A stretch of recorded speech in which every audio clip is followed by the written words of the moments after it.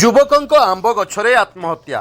ପାଟଣା କେଉଁଝର ଜିଲ୍ଲା ପାଟଣା ଥାନା ସାହାରପଡ଼ା ଫାଣ୍ଡି ସାହାରପଡ଼ା ବ୍ଲକ ଅନ୍ତର୍ଗତ ଶଙ୍ଖୁଆ ଗ୍ରାମର ଜଣେ ଯୁବକ ଯାହାଙ୍କର ନାମ ସୌମ୍ୟରଞ୍ଜନ ନାୟକ, ବୟସ 26 ବର୍ଷ, ଏକ ଆମ୍ବ ଗଛରେ ନିଜର ପିନ୍ଧିଥିବା ଲୁଙ୍ଗି ଦ୍ୱାରା ଆତ୍ମହତ୍ୟା କରିଥିବାର ସୂଚନା ମିଳିଛି। ଶଙ୍ଖୁଆ ଗ୍ରାମର ରାଜେନ୍ଦ୍ର ନାୟକଙ୍କ ପୁତ୍ର ସୌମ୍ୟରଞ୍ଜନ ନାୟକ ନିଜ ପିନ୍ଧା ଲୁଙ୍ଗିରେ ଆତ୍ମହତ୍ୟା କରି ଗ୍ରାମର ଏକ ଆମ୍ବ ଗଛରେ ଝୁଲୁଥିବାର ଖବର ଆଜି ସକାଳେ ଗ୍ରାମରେ ପ୍ରଚାର ହେବା ପରେ ବହୁ ଲୋକ ରୁଣ୍ଡ ହୋଇଥିଲେ।